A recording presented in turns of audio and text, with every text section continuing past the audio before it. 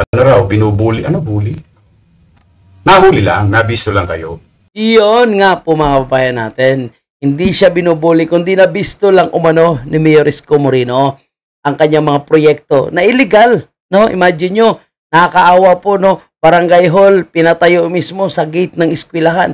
Nakakaawa yung mga estudyante, natakpan yung kanilang bintana ng napakataas na barangay hall na nagkakahalaga ng 19 million. Pero hindi naman aabot sa ganong klaseng presyo kung titingnan natin mga kababayan natin. And nung pinag-ibangan ni Mayor Isko, marami po yung natuwa kahit yung mga residente dahil sa kabal daw po sa kanilang nilalakaran, dahil sa gilid mismo ng kalsada. At marami pa po yung mga sinisira ngayon ni Mayor Isko. At ang reklamo nitong si Chihuahua, bakit daw sinisira ang kanyang pinapagawa? Illegal nga. Tapos sasabihin niya ngayon mga kababayan, siya daw po ay binubuli ni Mayor Isko Moreno. Ito, bago natin puntahan si Mayor Isko, ulitin natin ha sa mga nakapanood na, panoorin muna natin ito mga kababayan natin. Ang kay Chihuahua. Or siguro play tayo ng konti dito kay Mayor Isko ha. Tapos pakita natin yung kay Chihuahua para patas. Kasabi nila, sabi raw ng congressman nyo. Shout out sa mga taga 3rd District. O hindi raw nila alam yan. O kayo musga, mga taga 3rd District nga pala.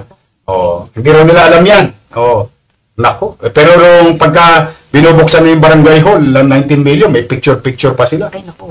Di ba? Nakalantad yung mga pangalan nila doon. Meron pa nga akong nakita, mga barangay hall, may pangalan pa ng congressman. Ay, oo, malaki po. May Nako, parang lapida yun ah. initial Di ilaw ba yun? Kaya... Wow, di ilaw pa. Social, may LED. Pagka ngayon, indulto, ang ipinapako sa krus, DPWH.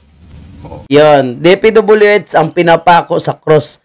Kasi nga po mga kababayan, ang sinisisi ngayon ni Chihuahua ay ang DPWH. Ito, panoorin nyo ito. Ang tanong ko po sa kanya, Anong tanong mo? bakit hindi po yung DPWH ang kanyang sitahin sa sinasabi po niya mga requirement? Ang trabaho namin po bilang congressman ay mag-propose lamang. Kami po ay kung mapagbibigyan, salamat. Kung hindi po kami mapagbibigyan, wala po tayong magagawa. Pasikat lamang ito eh. 'Di ba? Naghahanap lang ng content sa kanyang vlog. Hindi pa tapos sa kanyang eleksyon. Hanggang ngayon may hangover pa to sa eleksyon. Galit na galit si Chihuahua po. Parang gusto na magwala. Actually, no, kung mag-request ka sa DPWH, okay naman yan. Kasi ang makikinabang dyan is taong bayan. Pero alam mong may nakatayo na struktura, tapos hindi ka kumuha ng permit, abay hindi pwede yun. Diba? Siyempre yung DPWH, ang kapatayo lang yan na magpapatayo, hanggat no, sinabi mong okay, magpatayo kayo dyan, akong bahala. Diba? At ang matindi pa dyan, mga kababayan po natin, ang sinasabing kontratista, no, na involved dito sa mga maanumalyang flood control, ay yan po yung kinuha na kontratista din nitong si Chihuahua. Pero may connection din dito sa flood control, kaya si Chihuahua, no, mukhang tiba-tiba rito, mga kababayan natin. Patuloy natin ang kanyang mga sinusumbat kay Mayor Isko. Hindi mo maintindihan. Alam po ninyo, this is not about Isko Moreno or Joel Chua. This is about the City of Manila and the people of City of Manila. Dapat po kami, ang local government at ang national government ay nagtutulungan para nag-iisip po ng mga makabuluhang proyekto. Wala po siyang ginawa kung hindi gibayin ng gibayin yung mga ginagawa po namin. Mga programa naman, ang makikinabang naman, mga taong bayan. Kagaya po nung giniba niyang barangay hall. Ako po'y matagal na nananahimik. Pero alam po ninyo, umikot po kayo sa Maynila. 90% ng barangay hall nasa kalye. Ngayon, kung sinasabi po niya na ito po ay illegal, di dapat lahat po yan, gibain niya. Hindi yung... Yan, napakabubong congressman. Abogado po, napakabubo. Alam mong illegal, dagdagan mo pa. No? At kung maraming barangay hall na nakatayo sa kalye, baka sila may permit. Kaya hindi po sila pinagiba ni Mayor. Diba? O baka sila po ay hindi naman nakaharang sa daanan at ang kanilang lugar ay pwede naman, no? Pwede naman na barangay hall na hindi sa kabal. Kumbaga may pwede makonsiderahan. Yung sa'yo, kitang-kita natin po. Ikaw mismo na taga-kongreso, nagpapatupad ng batas. Kung alam mo palang illegal, dagdagan mo pa. No? Tapos ang mahal-mahal, 90 million. Dyan palang pahiya ka na kasi bawal yung ginagawa mo congressman ka eh. Ngayon, nakita mo, pinasira ni Mayor Isko Moreno. Bakit hindi mo kasuhan si Mayor Isko? Kung illegal yung kanyang pagpapasira ng iyong barangay hall. Kasi congressman ka. O bakit hindi mo magawa? Kasi nga, talaga kasalanan mo. And yan ang abangan natin, yung mga kaso na kakaharapin nito ni Chihuahua. Pinipili lang niya yung sa akin at saka kay Congressman Valeriano. Pumunta po kay Sabad Santos, meron po diyang police station na nasa kalye rin. Eh di dapat Ang damay. gibain din po niya yun kung talagang seryoso siya. Eh kaso nangyayari sa kanya, selective. Pati po yung mga konsyal ko, pati yung mga barangay chairman ko, ginigipit po niya. Eh masyado po siyang bullying mayor. Yung ginagawa kaya nila kay BP Sara, balik natin sa kanya mga kababayan po natin. Kaya nag-back to you. No? Yung mga ginagawa nyo kay BP Sara na paninira, ang sa inyo ngayon nangyayari ay talagang yung kasiraan nyo dahil sa kapalpakan nyo. Hindi kayo sinisiraan, pero kayo mismo ang gumawa ng mga anomalyas nyo. Ngayon na-discoveryhan ni Mayor Isko ng mga illegal, pinasira, iiyak, binubuli daw. Eh kay BP Sara, grabe kayo makabuli. Wala pang ginawang illegal yan. Bumalik kay Chihuahua. Ito, eh kung hindi ito politika, Narma. eh bakit pinipili lang niya yung gigibain niya at piniperwisyo niya? Oh. Sige, punta na tayo kay Mayor Isko, mga kababayan po natin. Oh. Dito tayo kay Mayor Isko.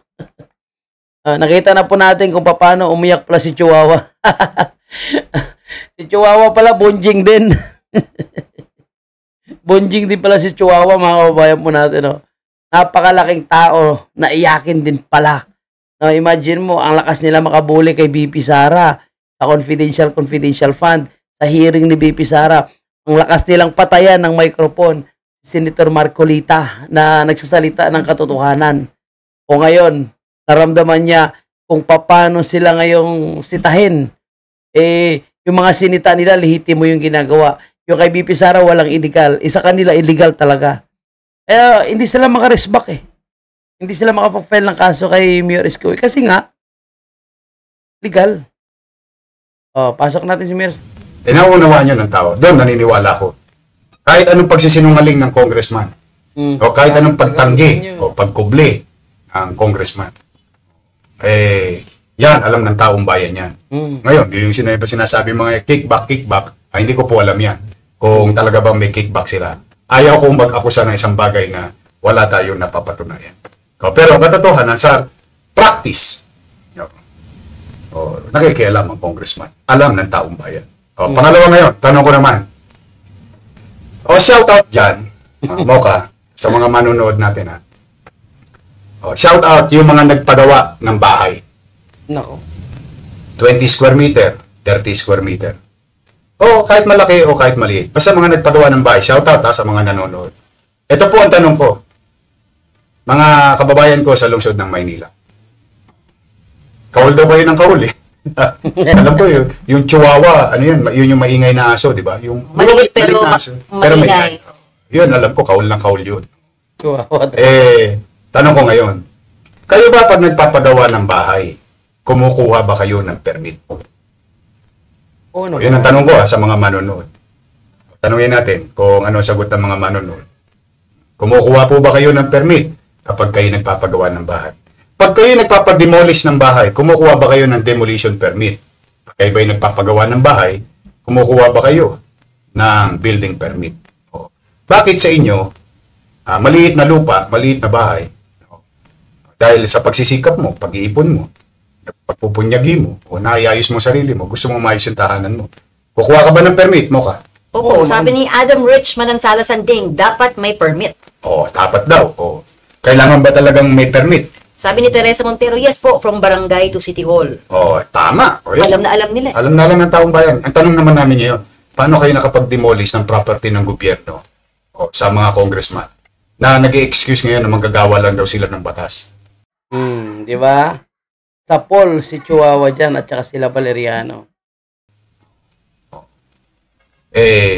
Nabisto lang kasi kayo. Nabisto lang kayo. Kung hindi kayo nabisto, walang problema. Nabisto kayo, iyakin kayo. Yan ang nangyayari. Pagka kayo makapag-akusa, wagas. Kami, hindi nag-aakusa. Ayan, dyan.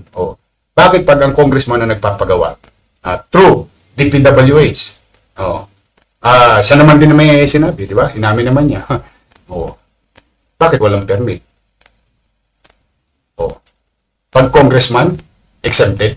O, pag meron na pong batas na ganoon, kikilalanin natin. Makapalang mukha ang tawag dyan. Makapalang mukha parang si Chihuahua. Diba? Pero yung batas kay Juan de la Cruz na nagpapagawa na maliit na bahay, nire-require mag-permit.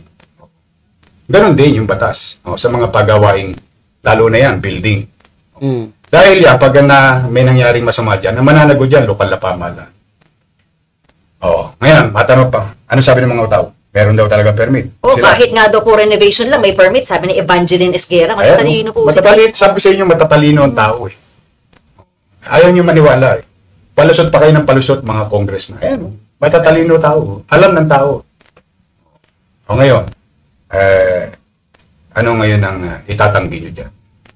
So, yan po. Ngayon. Okay. Ito naman pangatlong tanong naming taong bayan. Naniniwala ba kayo, sa taong bayan, naniniwala ba kayo? Ito lang ha. Ano lang to, mga opinion naman to.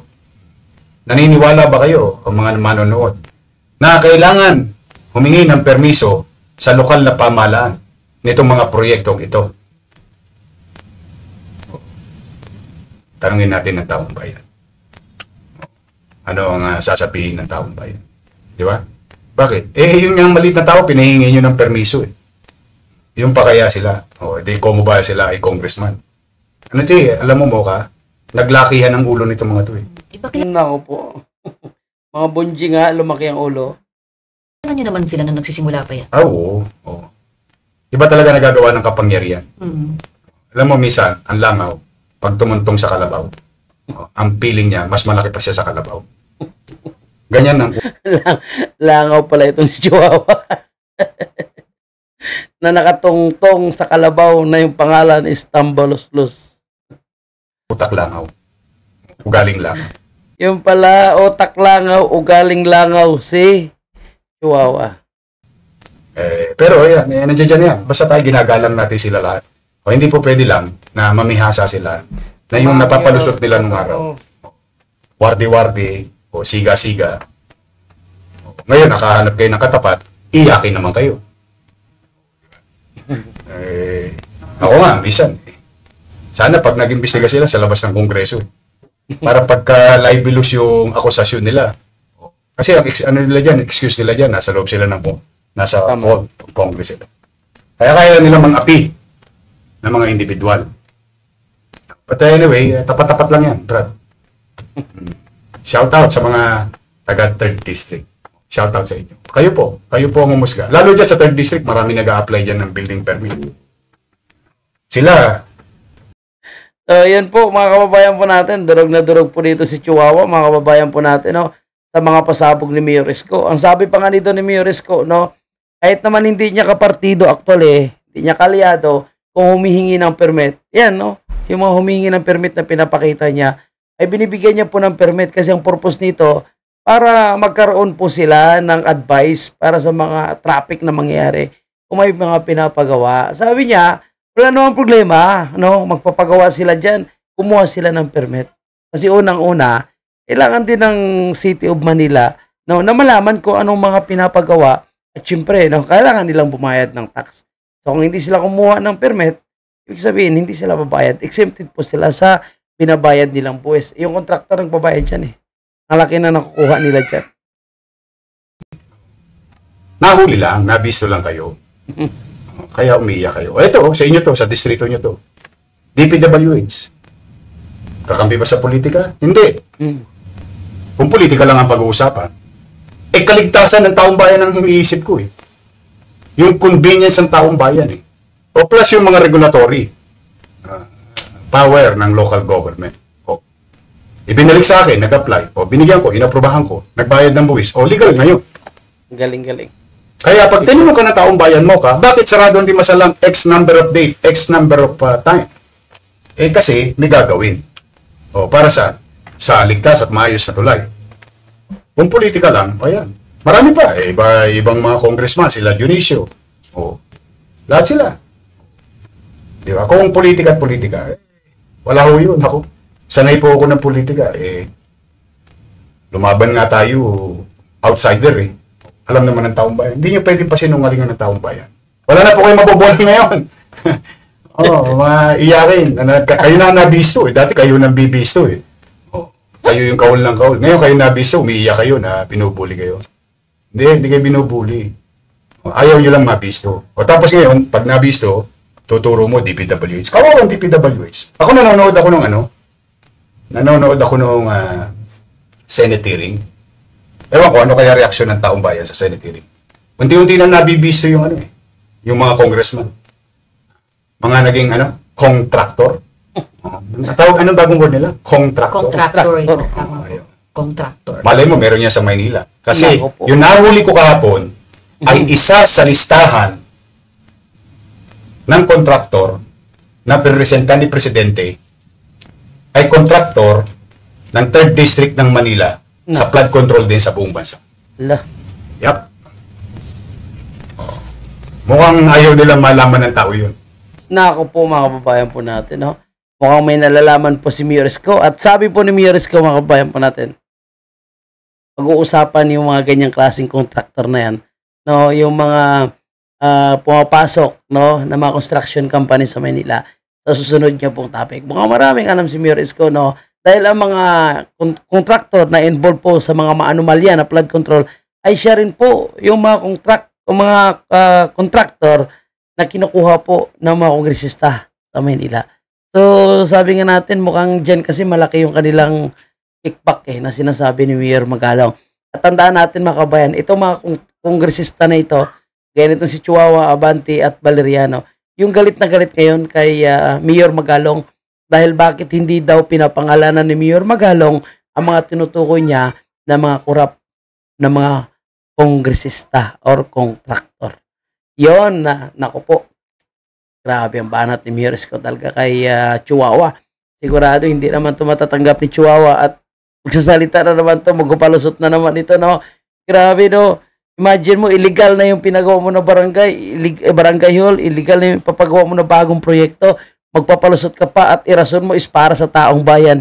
Okay na yan, no? Basta't pinagawa ng kongresista, laging ginagamit taong bayan. Pero, syempre, kailangan mo sumunod sa tamang proseso. Yung ordinaryong tao nga, kung hindi sumunod, sabihin nyo, hindi kayo sumusunod sa batas na ginagawa nyo. Ayun, kayong mga kongresista gumagawa ng batas, magsushortcut kayo, hindi kayo magsusunod sa batas dahil kongresista kayo. Aba, hindi pwede yun. Kaya tama lang yun sa'yo, Chihuahua. Deserve mo yan. Karma Israel. Thank you po at yan po yung ating panibagong update. Maraming salamat po and God bless po sa atin lahat, mga kabayan.